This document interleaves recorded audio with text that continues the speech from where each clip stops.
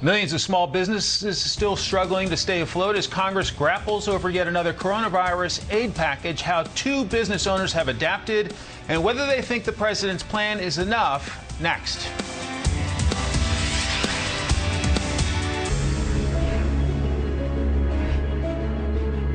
Small business owners are still fighting to survive after a really tough year of closures and restrictions. Joining us now for a look at how small business owners are adapting to the new normal is medium rare restaurant owner Mark Bucher. Mark, welcome.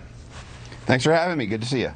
So what have you done to keep medium rare going in the really brutal time in the restaurant business? I mean, imagine being Michael Phelps and training for 11 years, and you get to the Olympics and they say, you know what, you're going to do gymnastics today.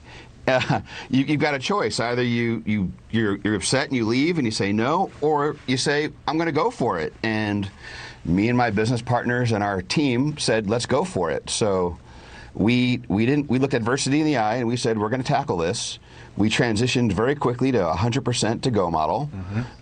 We put tents outside our restaurants. We heated them. We did all the delivery service stuff. We outsourced our phones and we did online ordering.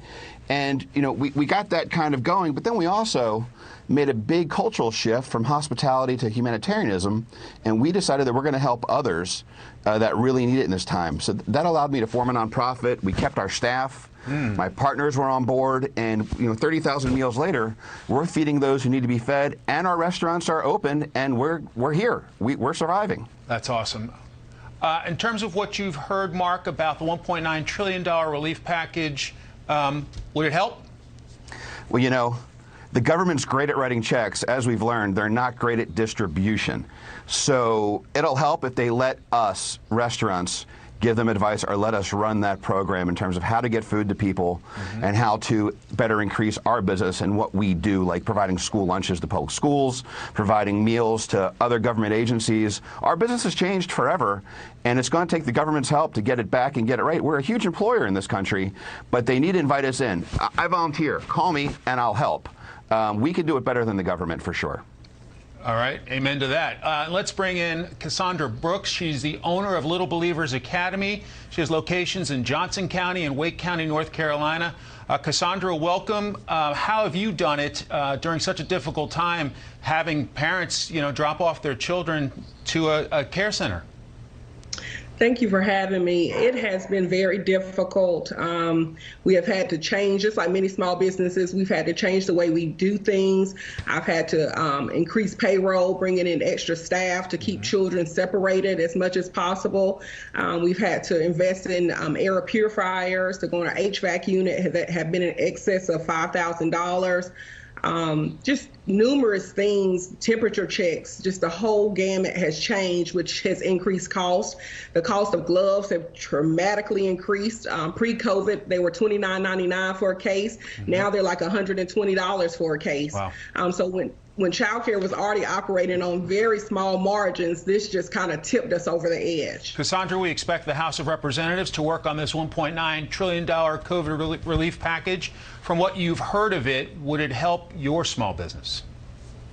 Yes, it would help my small business. The additional rounds of PPP funding, the tax incentives, things like that, that would help. I have seen a lot of hiccups here recently on the second phase. A few of my small business friends in childcare, they have applied, I've applied. We have yet to receive approval.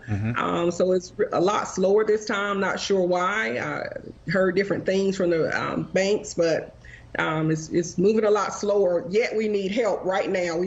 Help is dire. I serve essential families, firefighters, CNAs, grocery store workers, and they need childcare, so they need us to be able to stay open, so we need that funding. Mark, we can't do without it. Mark, do you want to give a shout out to some of your customers that have been loyal to you through this most difficult time in the restaurant business? Oh my gosh, I mean, that's what makes us happen. The community has really done everything they can do to support us at every turn. They're ordering in as often as they can. They're tipping incredibly well. They're gracious and generous and appreciative. It helps. I mean, our staff is scared. They're scared to go to work every day. They're scared to get sick. Our suppliers are scared. Our customers, it's just not a great environment right now.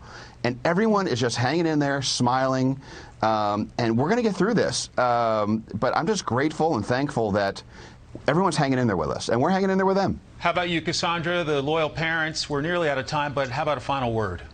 Yes, I'm thankful for my parents, thankful for my teachers. We have been on the front line since the beginning. We have lost teachers in North Carolina, and we need this additional funding. It's just not worth it for them to risk their lives, not being able to social distance, and not receive the funding we need to continue to operate. We are the backbone to the economy. Childcare is needed to kind of push this economy in the next step. Yes, we have the vaccine, but it's going to take more than the vaccine to put us back on track. We need childcare and we need funding to make it happen. Mark, Cassandra, thank you so much for sharing your stories with us. God bless you and your staff, and all the best going forward. Thank you. Stay safe. Thank you, guys.